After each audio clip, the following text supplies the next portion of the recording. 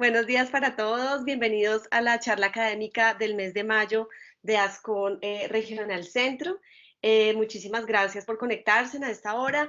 Hoy tenemos al doctor Jaime Ordóñez Molina, que nos va a hablar sobre los resultados del estudio de costo-efectividad del palivizumab en neonatos y en menores de 2 años con displasia broncopulmonar y cardiopatía congénita. El doctor Ordóñez es médico y PhD en epidemiología y magíster en economía de la salud. También es investigador senior en economía de salud y evaluación de resultados y profesor de evaluación de tecnología en salud. Ha sido también miembro de la sala de evaluación de dispositivos médicos del INVIMA. Doctor Ordóñez, muchísimas gracias por aceptar esta invitación. Adelante, doctor. Muchas Doctor, gracias. muchas gracias a ustedes por la invitación. Permítanme, sin más preámbulos, vamos a compartir pantalla. Muy bien. Aquí. Perfecto, muy bien. Entonces lo que hicimos fue un análisis de costo-utilidad para evaluar los resultados clínicos y económicos de palivizumab en infección por virus sincitial respiratoria en Colombia. A modo de introducción, un análisis de costo-utilidad difiere en uno de costo-efectividad, en que costo-efectividad mide unidades naturales. La unidad natural podría ser la hospitalización o la muerte, qué sé yo. En este caso, medimos costo-utilidad porque la expresión son años de vida ajustados por calidad, los famosos AVAX o QALYs en inglés.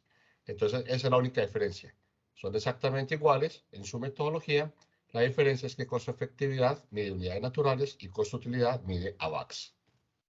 Mis conflictos de interés para quien hago evaluaciones económicas y todo tipo de investigaciones.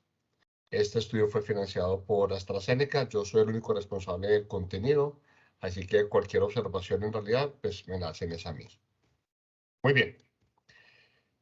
Ustedes saben que el virus sincitial respiratorio pues, ha sido principal causa de infección respiratoria baja en niños menores de 5 años durante los últimos 45 años en Colombia. Este es un estudio de los doctores Barbosa y Parra y colaboradores.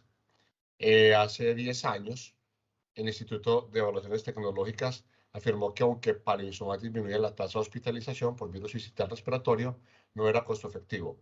Y, las evaluaciones económicas, la recomendación es hacer actualizaciones aproximadamente cada 3 años, pues de aquí ya han pasado 10. ¿Por qué cada 3 años? Porque en economía la incertidumbre en el mediano plazo es muy alta. Usualmente una evaluación económica tiene una vigencia de solo 3 años porque en 3 años puede cambiar mucho el panorama económico. Piensen nomás en la situación económica del país hace 20 años, la tasa de inflación y vean las tasas de inflaciones que tenemos ahora. Solo para que tengan un ejemplo sencillo. Entonces ya pues 10 años está más que pasado de hacerlo y esto es razón más que suficiente para realizar una nueva evaluación económica. ¿Por qué cambia tanto? Sobre todo porque los costos hospitalarios siempre tienden a subir de mayor forma que el resto de la inflación. Cuando ustedes ven el IPC general, siempre van a ver que el IPC en salud aumenta más que el resto del IPC. Y estos aumentos se suele dar básicamente porque al cambiar estos costos de atención hospitalaria que suelen darse por modernización de las tecnologías en los hospitales, pues obviamente se generan mayores costos para los sistemas. El objetivo de este estudio es estimar el valor. ¿Qué es valor? Valor es lo que recibimos de un bien, costo es lo que pagamos, pero valor es lo que recibimos. Entonces, queremos estimar el valor de palivizumab en la prevención de la infección por VSR en, como nos dijo la doctora, neonatos prematuros, lactantes con displasia broncopulmonar y cardiopatía congénita en términos de disminución de eventos hospitalarios y de prevención de sibilancias recurrentes. ¿Quién es la población base de nuestro estudio? Tenemos 3 poblaciones base. Eso significa que en realidad tenemos 3 estudios acá, porque si me cambia la población base, me va a cambiar las eficacias. Entonces, en este orden de ideas tenemos 3 estudios. Uno para neonatos con 35 semanas de gestación o menos y que tengan 6 meses de edad o menos al momento del diagnóstico.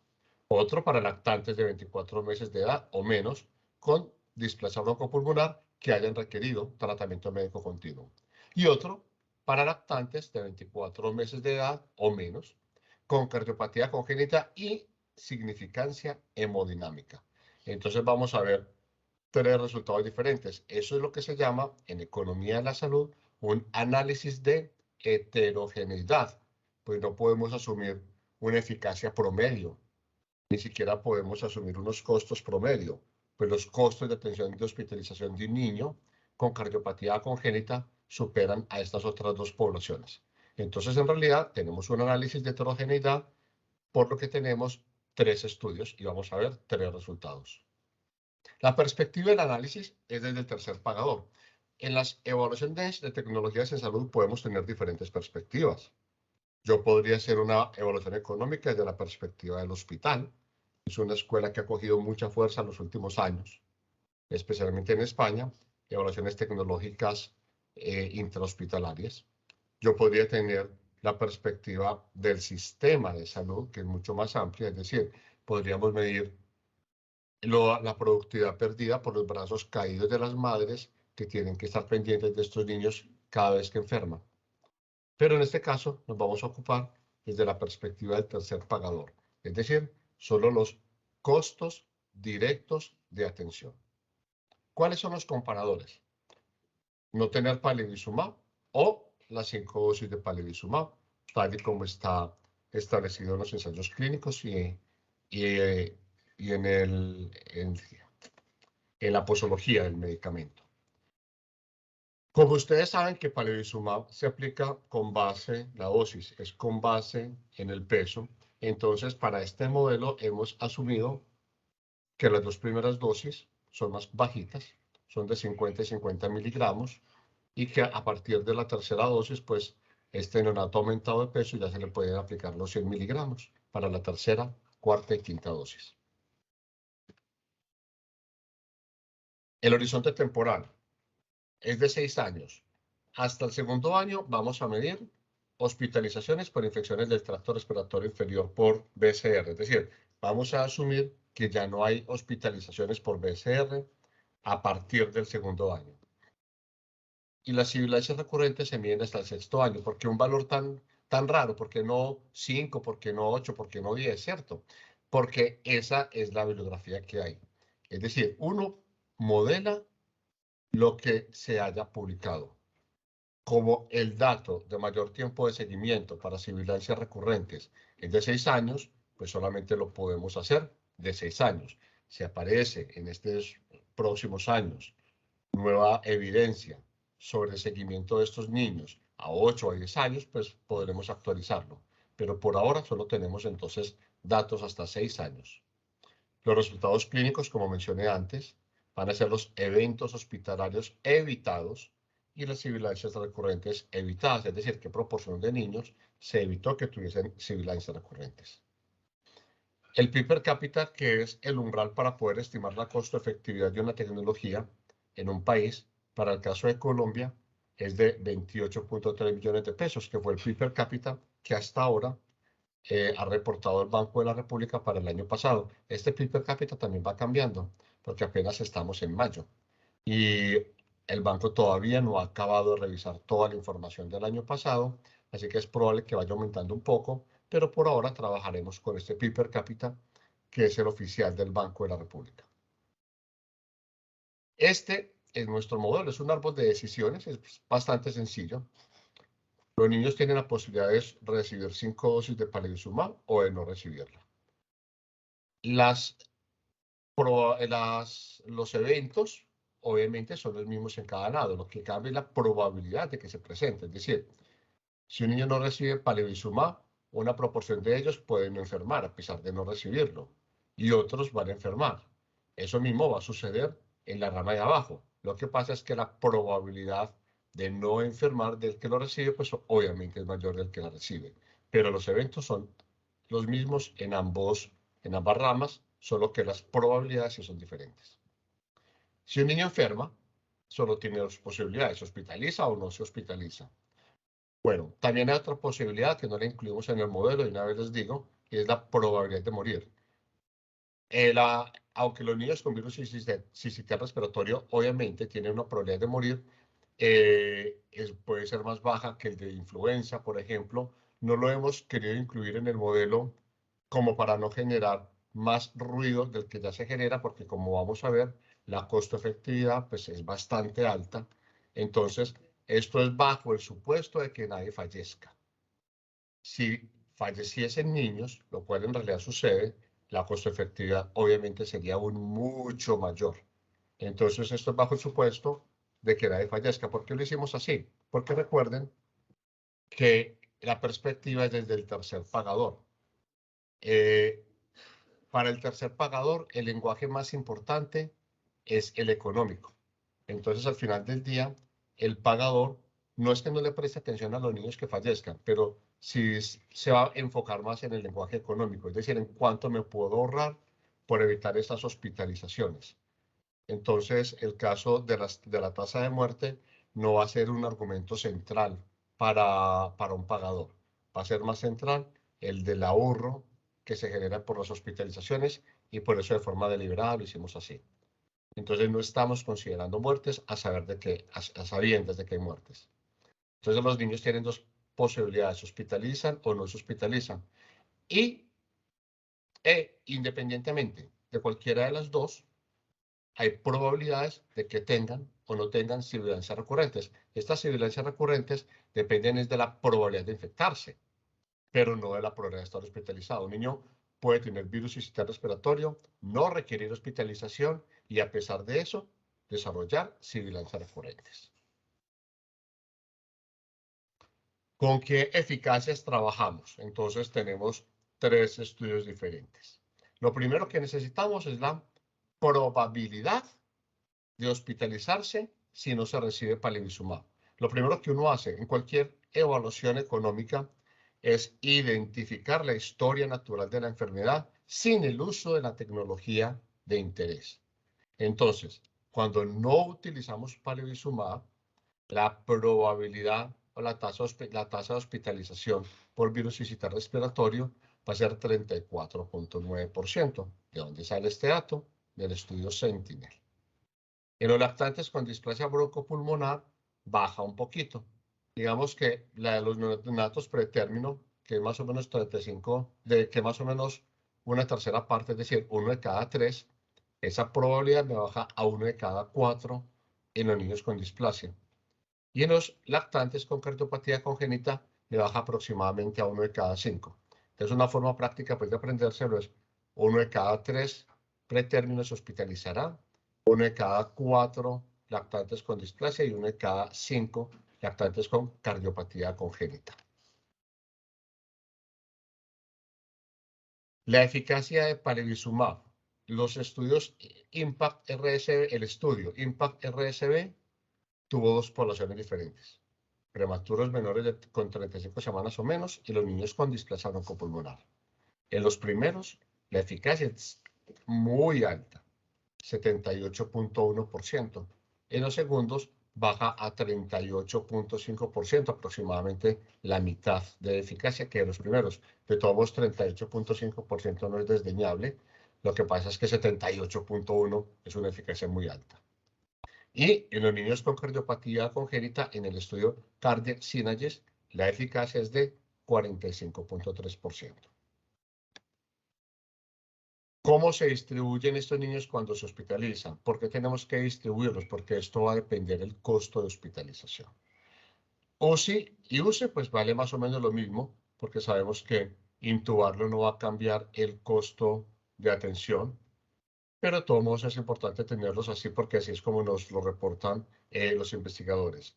Entonces, con base en un estudio del doctor Piñeros y colaboradores, ellos nos reportan que se le distribuye 41% en UCI, 12% en UCE, 47% en sala general, muy similar al Sentinel-1, al de Anderson.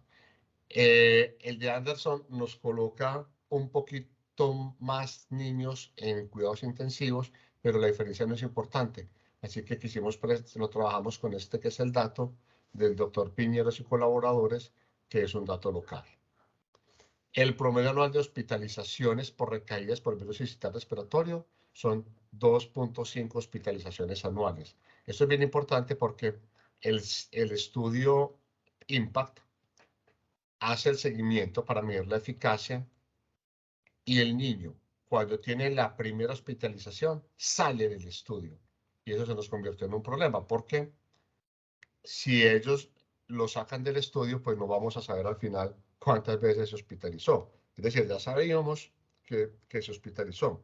Entonces nos tocó buscar otra información. Por fortuna también tenemos información local, donde nos reportan que estos niños nos hacen exactamente 2.52 hospitalizaciones anuales. Habrá unos que hagan más, obviamente. Habrá niños que puedan hacer 3 o 4. Habrá otros que solo hagan una. Esto es un promedio. Y el riesgo de sibilancias recurrentes por causa del virus sincitial respiratorio es de 23.9%. Tenemos entonces dos estudios con datos similares.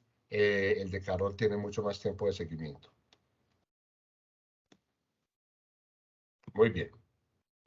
El promedio ponderado de cada hospitalización, también tenemos datos locales, es de 9.9 millones, casi 10 millones de pesos. Habrá niños que cuesten más, habrá niños que cuesten menos. Obviamente, los que estén en sala general, pues van a costar menos. Pero el niño que se me queda en la UCI, se me complique, tiene más cosas, pues me va a costar más. Este es un promedio ponderado y nos da entonces casi 10 millones de pesos. Los que tienen cardiopatía nos van a costar más por dos cosas. En primer lugar, este niño suele tener un tiempo de hospitalización un poco mayor que a los otros dos, es decir, que los pretérmino y que los que tienen displasia. Y además, en estos niños se hacen más exámenes diagnósticos, obviamente dirigidos a la parte cardiovascular que en los otros niños, y eso obviamente pues me aumenta los costos. El promedio anual del tratamiento de las sibilancias. ¿Qué es el tratamiento anual de las sibilancias? Estos niños hacen 4.5 recaídas aproximadamente anuales. En algunas de esas se pueden manejar ambulatoriamente. Otras van a requerir ir a urgencias y en otras hay que hospitalizarlos. Entonces, esas 4.5 recaídas, el tratamiento sin recaídas es muy barato. Eso podrá tener inhaladores y no todos los tendrán. Pero cuando hace recaídas es donde se descompensa el costo. Entonces, y como son tantas, 4.5, entre las que ameritan hospitalización y atención en urgencias, pues obviamente son las que van a jalar más el gasto. Y esto puede, como saben, puede ser más alto, pero obviamente más bajo en otros. Este es el promedio, 3.8 millones al año. El SISMED nos dice que una ampolla de 50 miligramos de palivizumab cuesta 1.378.000. Y la de 100 miligramos, 2.740.000. Los QALYs. ¿Qué son los QALYs? Un QALY es una medida teórica, le decimos también utilidad. La utilidad es una medida teórica, es lo que obtenemos por estar en perfecto estado de salud durante un año. Cuando estamos en perfecto estado de salud durante un año, obtenemos un QALY. Eso es prácticamente imposible. De hecho, hay bastantes estudios que han mostrado cómo a partir de los 25 años casi nadie tiene un QALY. Es decir, podemos decir técnicamente que el envejecimiento empieza a los 25. ¿Por qué? Porque habrá alguna dolencia, por pequeña que sea, que empieza a los 25 y no es que la calidad de vida se acabe, no, solo que ya no tiene 1, es decir, puede tener .99, .98, pero ya no tiene 1. Entonces, cuando un niño se infecta con VSR, pero no se hospitaliza, sus QALYs anuales son .95. Cuando se hospitaliza sin complicaciones agudas, .88. Cuando ingresa a la UCI sin complicaciones agudas, .73. Y cuando ingresa a la UCI con complicaciones agudas, le baja a .51. Nadie ha estudiado los QALYs generados por las sibilancias. Entonces nos sentamos con algunos colegas de ustedes les preguntamos que si podríamos homologarlos al asma y ellos estuvieron de acuerdo. Entonces, cada vez que un niño tiene una recaída, una exacerbación por estas sibilancias, ellos pierden 0.087. Recordemos que tienen 4.5 al año, entonces, claro, habría que multiplicar 0.087 por 4.5 recaídas al año. que eso les afecta mucho la calidad de vida. Muy bien. Recordemos entonces que tenemos 3 evaluaciones, por tanto vamos a ver resultados distintos para cada una de las 3 poblaciones. Entonces, en un caso base de un niño prematuro con 35 semanas o menos, aplicarle estas 5 dosis de palivizumab, que son 400 miligramos, 2 de 50 y 3 de 100, les van a costar casi 11 millones de pesos. Cuando no lo aplicamos, entre las hospitalizaciones y las recaídas por las sibilancias recurrentes, nos va a costar 19.4 millones. Y en los niños que sí recibieron palivizumab, de todos modos, pues obviamente hay una proporción de ellos en los cuales no se alcanza la eficacia esperada. Eso nos va a costar casi 1.200.000 adicionales. Es decir, en total, los niños que no reciben palivizumab van a tener 19.4 millones de costos durante 6 años. Estos son 6 años. Y 12.1 millones los que sí lo reciben. El diferencial de cuáles, pues obviamente genera más cuáles recibirlo que no recibirlo. Como decía Pambelé, es mejor ser rico que ser pobre. Claramente, el que reciba palivizumab pues va a tener mejores resultados. La diferencia, la pregunta es ¿cuánto? Pues hay un diferencial de 0.124, que es un diferencial pues importante en una criatura de estas.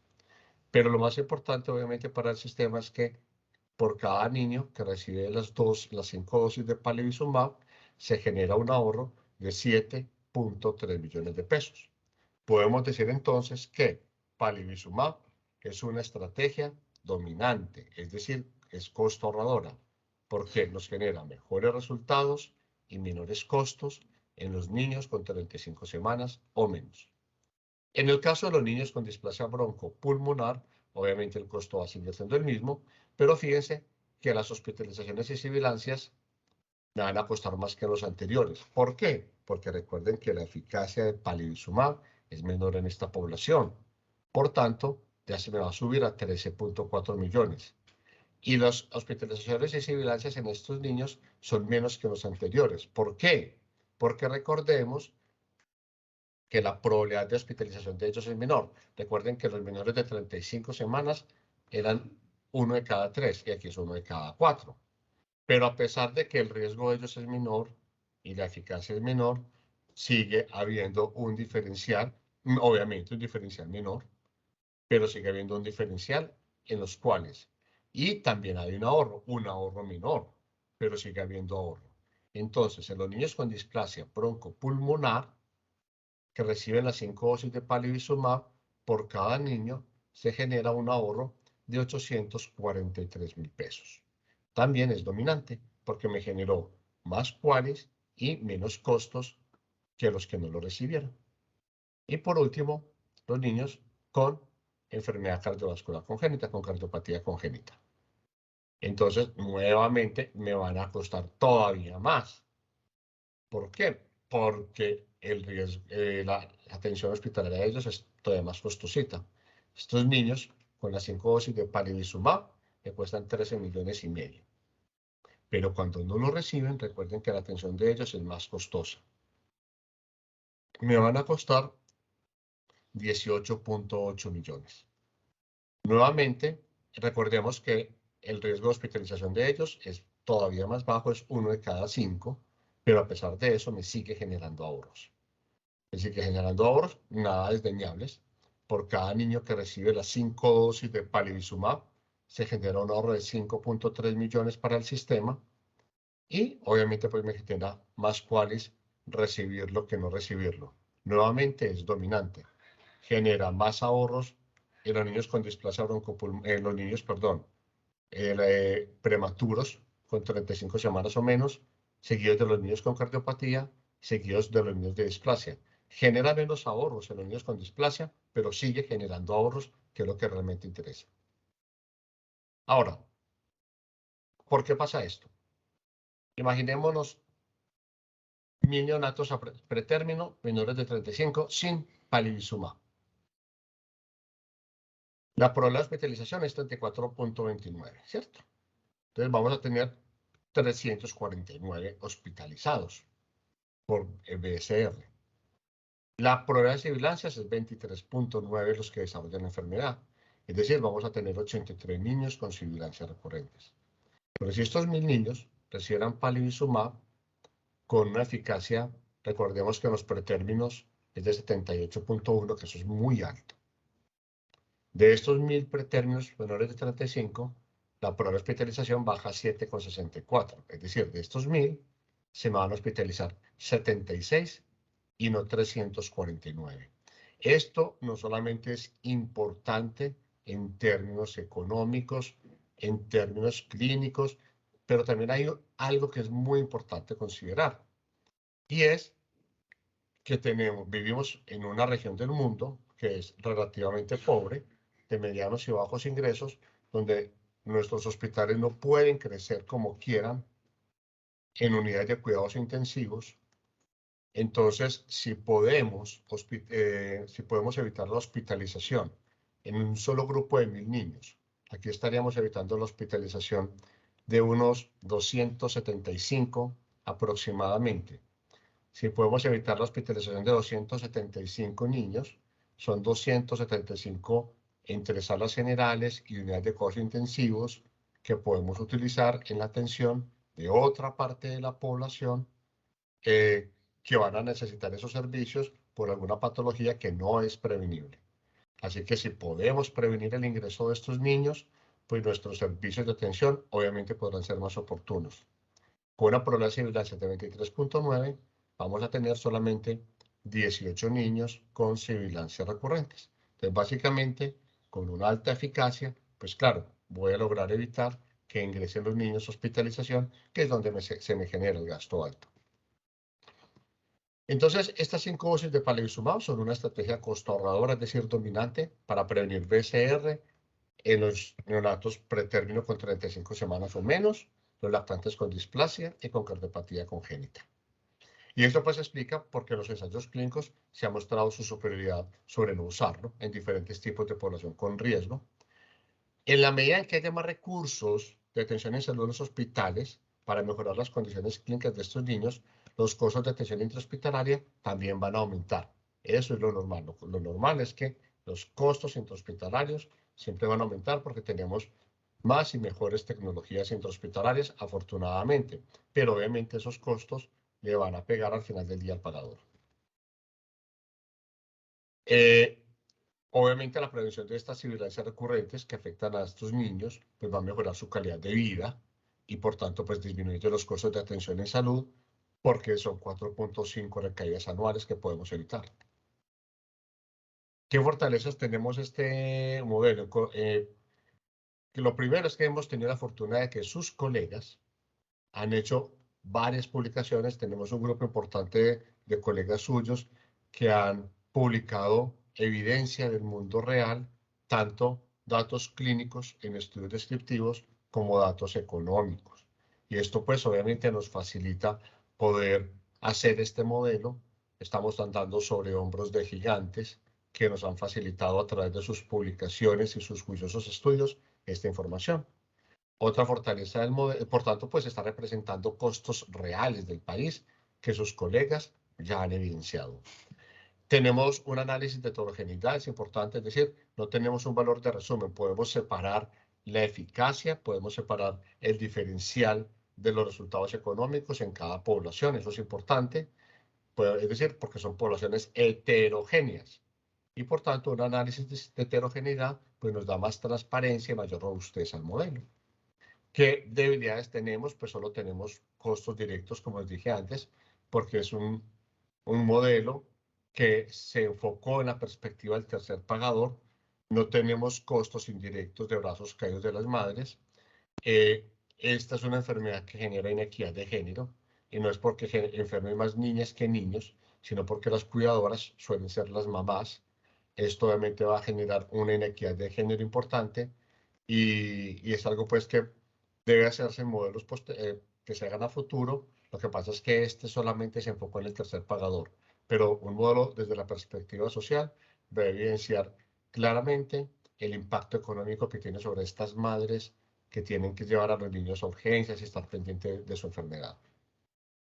Como les dije antes, el modelo asume que no hay aumento en la tasa de letalidad, sabemos que no es cierto, pero como les dije, lo hicimos porque el lenguaje principal del pagador en este caso es económico, y no es que no le importen las muertes, pero claramente no queríamos desviar la discusión del pagador sobre el tema de las muertes que se podrían evitar, que en algún momento nos lo fuera a minimizar.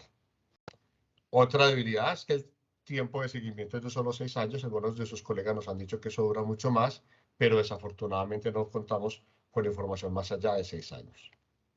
En conclusión, 5 dosis de palivizumab son una estrategia costo ahorradora para prevenir BCR en neonatos pretérminos de 35 semanas o menos, lactantes con displasia broncopulmonar o cardiopatía congénita en Colombia. Doctores, por su atención, muchísimas gracias y quedo atento a sus preguntas.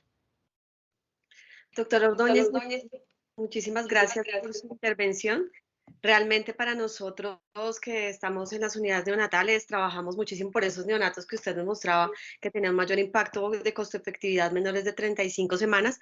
Es importante pues ese seguimiento cuando ya son lactantes, que todo el trabajo de pronto que a veces se hace en el primer mes de vida, pues como que no se pierda después por una infección respiratoria que genera una alta mortalidad en estos pacientes.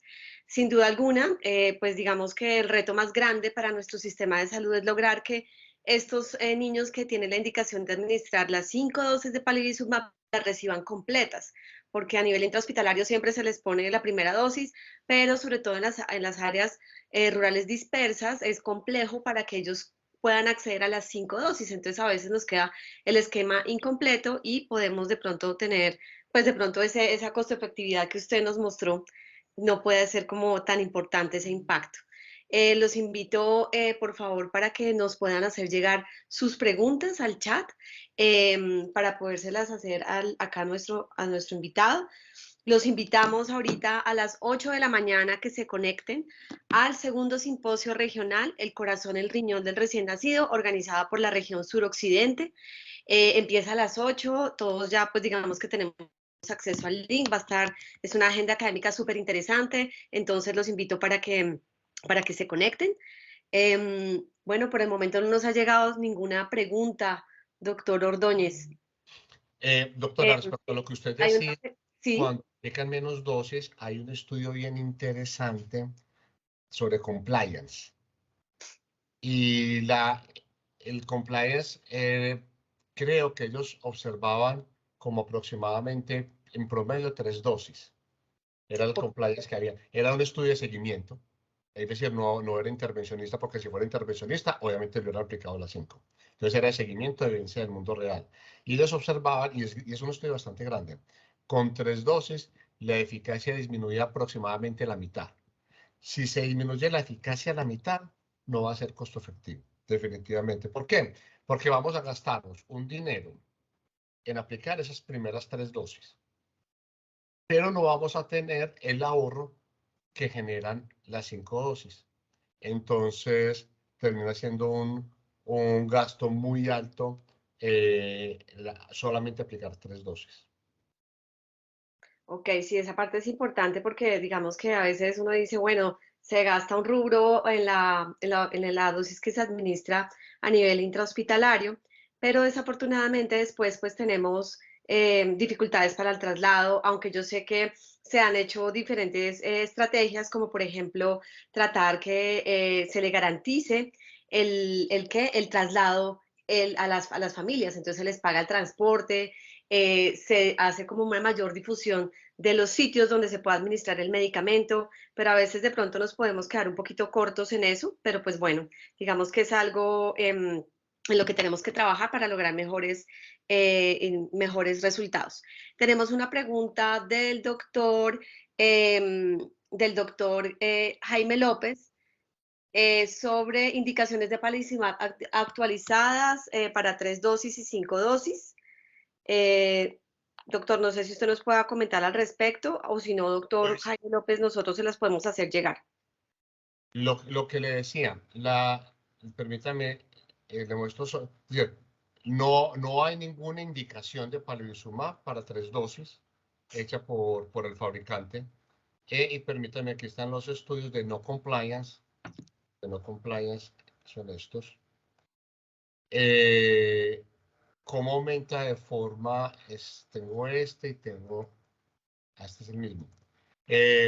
Ellos veían cómo aumentaba de forma muy importante la hospitalización, pero de una forma realmente absurda, es decir, se baja a más de la mitad. Entonces, no podemos como tener una regla de 3. Si con 5 dosis tengo 78 de eficacia, con 4 tengo el 80% de la eficacia. No. Baja de una forma realmente absurda esa eficacia. Y si uno se pone a echarle números, en realidad no le va a dar costo efectivo.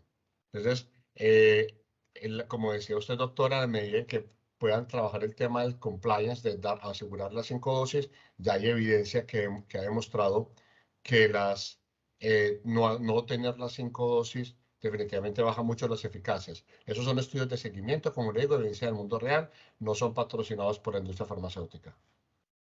Bueno, también tenemos, pues, doctor López, todas las indicaciones que tenemos tanto del INVIMA como nuestra guía 2013-2014.